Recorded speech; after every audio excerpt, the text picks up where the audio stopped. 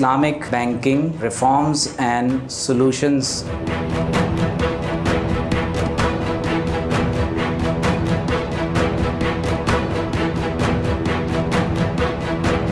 سوال زیر بحث لانا چاہتے ہیں وہ یہ ہے کہ assess and review the current state of Islamic finance operations in the country. اسلامی بینکاری یا اسلام کا اپنا نظام معیشت ہے، اس میں کس قدر پوٹینشیل ہے کہ پورے کنونشنل بینکنگ سسٹم کو ریپلیس کرنے کی اہلیت رکھتا ہے؟ We all agree that commercial banking is haram. Commercial banks, all private banks will disappear. This is a gold dinar and this is a silver dirham. Dinar and dirham. This is the Sharia currency. شیخ نے جو ابتدائی بات کہی کہ کم از کم conventional banking کے حرام ہونے پر تو سب کا اتفاق ہے۔ عجیب تماشا ہے، ہمارے ملک میں ابھی بھی انٹرسٹ ایکٹ موجود ہے، اس میں اب کوئی دو رائے نہیں رہی۔ یہ جو وفاقی شرعی عدالت کا فیصلہ آیا، اس فیصلے میں یہ بات کہہ دی گئی ہے کہ جو کنونشنل بینکنگ سسٹم کے اندر انٹرسٹ ہے، یہ وہی انٹرسٹ ہے جس کو قرآن نے ربا کہا ہے، تو انٹرسٹ ایکٹ کو مکمل طور پر ختم کیا جائے۔ شریعہ بورڈ کے ایڈوائزرز، یعنی آپ اگر بینکنگ کے بورڈ میں جائیں، ہر بورڈ جواب دہ ہے، لیکن شریعہ بورڈ کے جو ایڈوائزرز ہیں معذرت کے ساتھ یہ جواب دہ نہیں ہے کسی کو۔ جو شریعہ اپروولز ہیں whether they fulfill the merits of فتویٰ، کیا وہ فتویٰ کے میرٹس کے اوپر پورا اترتی ہیں کہ نہیں اترتی ہیں۔ مفتیان کرام کے حوالے سے وہ دیانتدار نہیں ہوتے، کمپیٹنٹ نہیں ہوتے، یعنی ان کو اکنامکس کا نہیں پتہ ہوتا، پھر تو مفتی منیب الرحمان صاحب بھی کمپیٹنٹ نہیں ہے، پھر شیخ الاسلام مفتی تقی عثمانی صاحب بھی کمپیٹنٹ نہیں۔ آج کا یہ پروگرام یہ کوئی خود ستائشی پروگرام نہیں ہے، یہ خود احتسابی کا پروگرام ہے۔ اسلامک بینکنگ کا سب سے بڑا مسئلہ اس کی نظریاتی شناخت کا ہے، کرائسس آف آئیڈینٹی، شناخت کا بحران، کہ ایک ایسا مالیاتی نظام جو کہ اپنی سمت کھو چکا ہے۔ سب سے پہلی بات کہ شریعہ ایڈوائزر بالکل ایماندار اور بالکل ٹھکا کر جو لفظ انہوں نے یوز کیا ڈاکٹر طاہر منصوری صاحب نے، ماہر ترین لوگوں کو رکھنا چاہیے۔ بیلنس شیٹ کھول کے دیکھیں، ان کو حقیقت نظر آئے گی کتنا پیسہ اسلامک بینکوں کا سود پہ لگا رہا ہوتا ہے۔ پھر ٹریجری پہ ہم نے ابھی تک کام نہیں کیا۔ اسلامک بینکنگ کا سب سے کمپلیکس سسٹم ٹریجری سسٹم ہے۔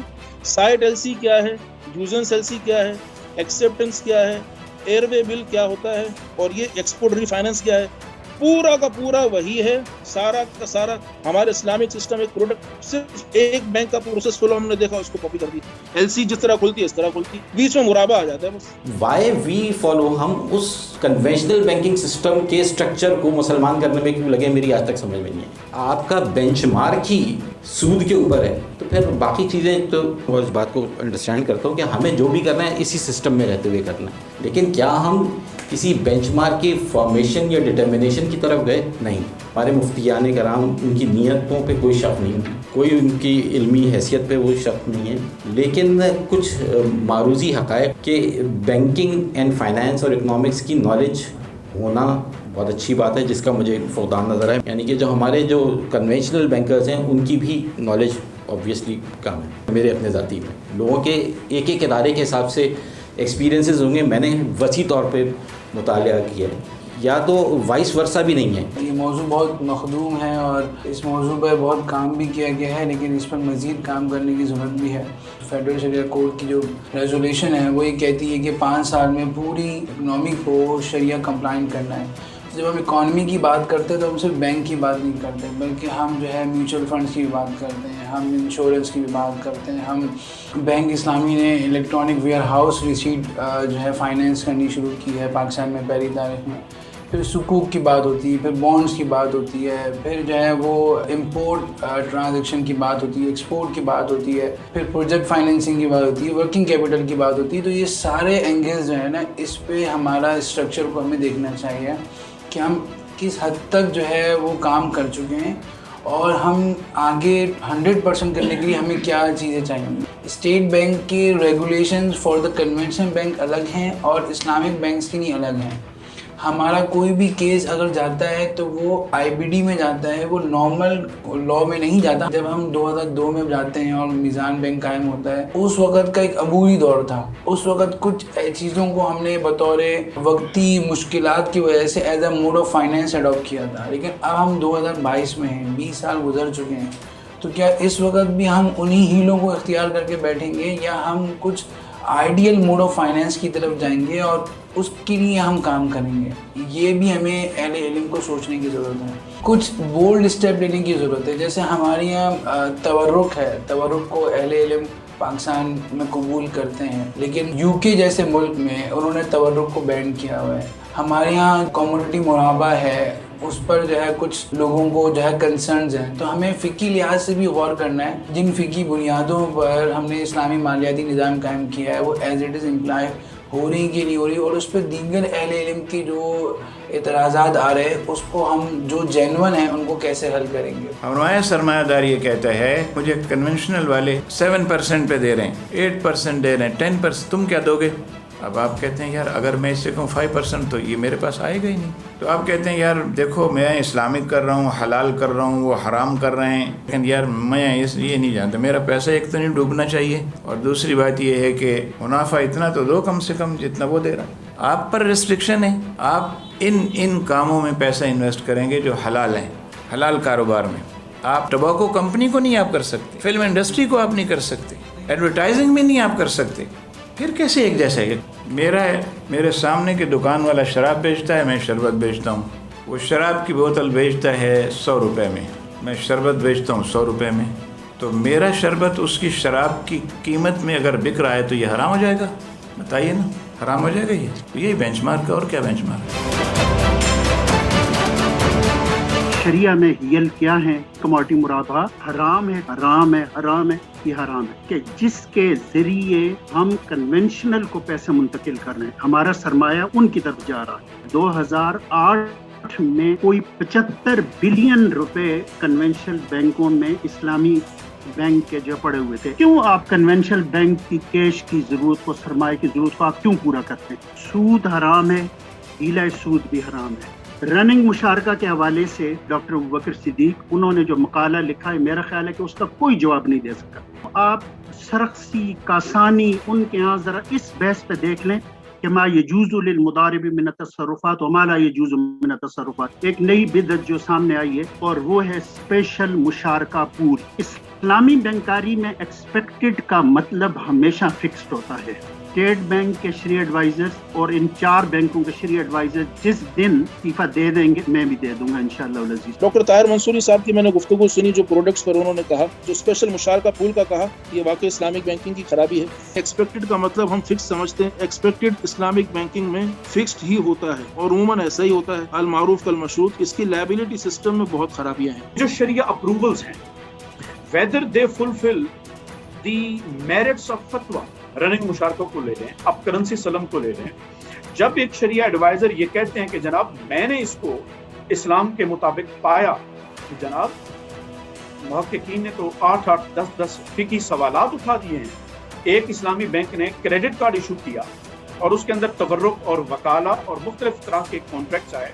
وہاں پر میں نے خود اس کے اوپر آرٹیکل لکھا اور میں نے 8-10 فقہی سوالات اٹھائے. جب مشارکہ کا سٹینڈرڈ آپ اڈاپٹ کرنے کی باری آئی, آپ نے پورا کا پورا اڈاپٹ نہیں کیا مشارکہ کے شریعہ سٹینڈرڈ کو, ایوفی کے. آپ نے وہاں پر جزوی اڈاپشن کی ہے, یعنی کہ صرف وہ کلازز آپ نے اڈاپٹ کی ہیں جو آپ کے رننگ مشارکہ کو الاؤ کرتی. پاکستان کے اسلامک بینکنگ سسٹم کے ساتھ اگرچہ ہماری ریزرویشنز ہیں, لیکن اس سے بہتر نظام پوری دنیا میں آپ کو جس طرح پاکستان میں ہے کہیں نہیں ہے. سب سے پہلے میں ڈاکٹر عمیر صاحب کا شکریہ ادا کرتا ہوں کہ انہوں نے اس موضوع کے اوپر اجتماع منعقد فرمایا. اسلامی بینکنگ تو ایک حصہ ہے سود سے بچنے کا, لیکن سود صرف بینکوں میں تو نہیں ہوتا, سود تو ہمارے کاروبار کے اندر بہت ہوتا ہے. جو سوالات میں 23 سال پہلے سنتا تھا آج بھی وہی سن رہا ہوں. یعنی مجھے بڑا دکھ ہوتا ہے. وہ لوگ جو فیلڈ کے لوگ, وہ لوگ جو بینکنگ انڈسٹری سے وابستہ لوگ, وہ ایک دیگ میں خنزیر پکڑا, ایک دیگ میں آلو پکڑا, کیا تماشا ہے یار. کون سا خنزیر پکڑا ہے اسلامی بینکنگ؟ مجھے بتا دے کوئی آدمی. کار اجارہ کیا خنزیر ہے؟ مرابحہ کیا خنزیر ہے؟ مشارکہ کیا خنزیر ہے؟ مزاربت کیا خنزیر ہے؟ اور آلو کون سا ہے؟ اسٹیٹ بینک ہے آپ کا. اسٹیٹ بینک کے بعد آپ کا بینک ہے. اسٹیٹ بینک کے بعد بینک کا اپنا بورڈ آف ڈائریکٹر ہے, شریعہ بورڈ ہے, کمپلائنس ہے, آڈٹ ہے, آپ کا انٹرنل آڈٹ ہے, آپ کا ایکسٹرنل آڈٹ ہے. آپ کس کس چیز سے بچیں گے؟ یعنی مشارکہ, مضاربہ, اجارہ, مرابحہ, سلم, استثناء, بے شمار پروڈکٹس. یہ وہ موضوعات ہیں, پروفٹ ڈسٹریبیوشن, یہ وہ موضوعات ہیں جو انٹرنیشنلی ایک ادارہ نہیں بے شمار ادارے ان کو طے کر چکے ہیں قرآن اور حدیث کے دلائل کے ساتھ. AAOFI بحرین کا, آپ کا IFSB ملائیشیا کا, آپ کا المجموع الفقہ الاسلامی جدہ کا, ایک ادارے ہیں جنہوں نے انٹرنیشنلی اس کو طے کی. اور اس میں ایک دو عالم نہیں ہیں, پوری دنیا کے علماء کرام. ہمیں ایسے اعتراضات کرنے سے بچنا چاہیے جس کی کوئی حقیقت نہ ہو. یہ پانی ہے, یہ پانی لیٹر میں ہے نا, اس کا بینچ مارک لیٹر ہے نا. پیٹرول کا پیمانہ بھی تو لیٹر ہے, اور دودھ کا پیمانہ بھی لیٹر ہے. کیا کوئی عقل مند انسان کہہ سکتا ہے کہ پانی, پیٹرول اور دودھ سیم ہوگا؟ اس لیے کہ دونوں کے اندر ایک بینچ مارک آتا ہے, لیٹر آتا ہے. ہمارے اسلامی بینکنگ میں تو ہاتھ پیر مندے میں, ہم تو پیسہ کہیں لگا ہی نہیں سکتے. کہ کرایہ ایک لگایا جاتا ہے کہ سرجانی ٹاؤن کا اور BHA کا. یہ اعتراض بہت لوگ کرتے ہیں. عام کرایہ داری میں اور ہاؤس فائنانس میں فرق ہے. عام کرایہ داری میں تو آپ کو صرف کرایہ پہ مکان ملتا ہے, تو اس میں ریٹ یہاں کا اور وہاں کا فرق ہوتا ہے. لیکن اسلامی بینکنگ میں آپ کو مکان کی ملکیت بھی ملتی ہے. اسلامی بینکاری پر جو سوالات اور اعتراضات اٹھائے جاتے ہیں تو کیا وہ کسی غلط فہمی کی بنیاد پر مبنی ہیں؟ اگر وہ اعتراضات غلط ہیں تو ان کی درست توجیہ کیا ہو سکتی ہے, ان کا جواب کیا ہو سکتا ہے؟ اور اگر وہ اعتراضات درست ہیں تو ہم کس طور پر اصلاح کرتے ہوئے ہم مزید آگے بڑھ سکتے ہیں؟ اسلامک بینکنگ کے حوالے سے یا اسلام کا جو ایک متبادل معاشی نظام ہے سودی اور ربائی بینک کے مقابلے میں, اس بینکنگ سسٹم سے جو بالخصوص فریکشنل ریزرو بینکنگ کے ساتھ ہو رہی ہے اس سے آپ باہر نکلیں. اسلام کا نظام کس قدر ایک خوبصورت اور متبادل نظام ہے جو بہتر انداز سے دور جدید میں بھی ان تمام تر ایشوز کو ایڈریس کرتا ہے جو کسی بھی انسان کو دور جدید میں درپیش ہو سکتے ہیں. تو لہٰذا ہمیں اسی عہد کی طرف بڑھنا چاہیے جس کے بارے میں حضور علیہ السلام نے فرمایا کہ خیر القرون قرنی ثم الذین یلونہم ثم الذین یلونہم ثم الذین یلونہم ثم یفشو الکذب. اللہ تعالی ہم سب کو رسول اللہ صلی اللہ علیہ وسلم کے اسوہ حسنہ کی طرف پلٹنے کی توفیق عطا فرمائے.